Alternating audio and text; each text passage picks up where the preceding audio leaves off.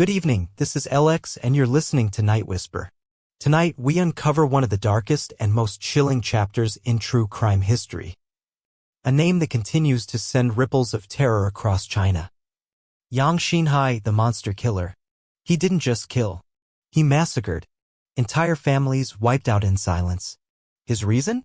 To take revenge on society. This is not a story for the faint of heart. Viewer discretion is on July 29, 1968, in a rural village in Hunan province, one of the poorest regions of China. He was the youngest of 3 children in a desperately poor farming family. His parents were illiterate and the land barely yielded enough to eat. In the crowded hut they lived in, silence often replaced affection. Yang was intelligent, but he was odd, detached. Neighbors recall a boy who preferred dancing alone in the fields and staring into the distance. His classmates bullied him. At age 17, Yang dropped out of school. The decision marked the beginning of a spiral he would never recover from.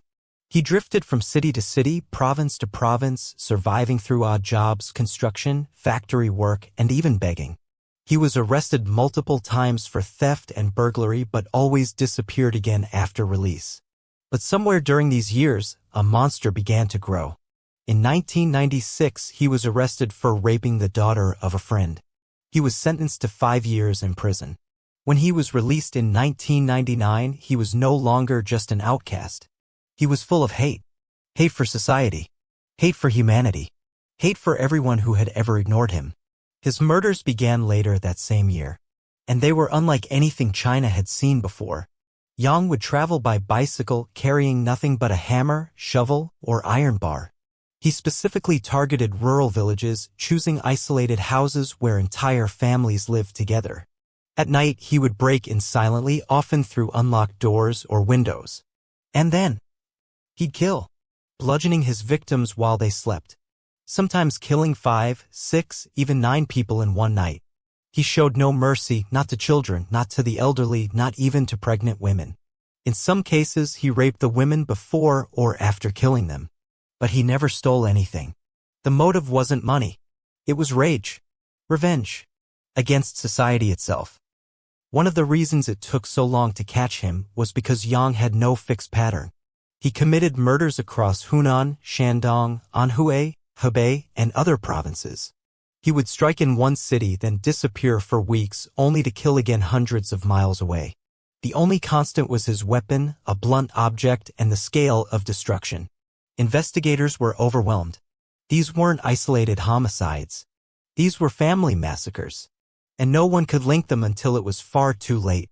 Some villagers began calling him the family annihilator. The public lived in fear. Rural communities started sleeping in shifts. People installed locks for the first time in generations. Still, Yang kept killing. Between 1999 and 2003, Yang Xinhai killed at least 67 people and raped 23 women. Experts believe the actual number could be higher. Let's pause here and take that in. 67 lives. Many were entire families murdered in their sleep. Dozens of women assaulted and left to die. And yet, he felt nothing.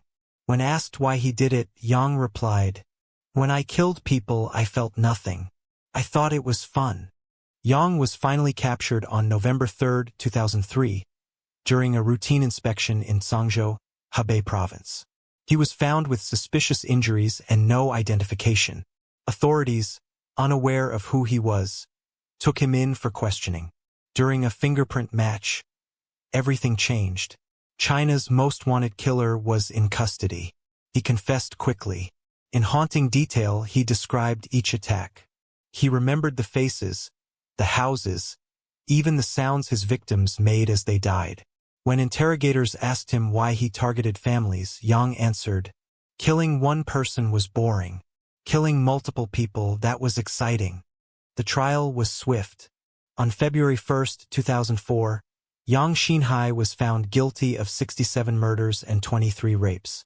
He showed no remorse in court. He even smiled at times. 1 week later, he was executed by firing squad. His final words? "I deserve to die. So what?" Even today, the name Yang Xinhai remains infamous across China. He is remembered not just for his crimes, but for how random, silent, and emotionless they were. There were no red flags, no pattern, just pure destruction.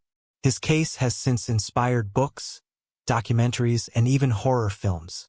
But the real horror is that no one saw him coming.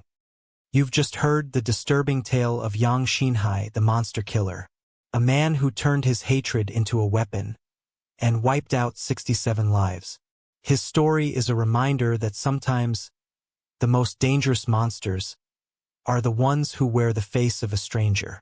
Thank you for joining me tonight on Night Whisper. This is LX, and I hope you'll return for more true crime horrors from the shadows. Don't forget to subscribe, hit the notification bell, and share the story, because the world needs to know how darkness hides in plain sight. Until next time, stay safe, stay curious, and always listen to the whispers in the dark.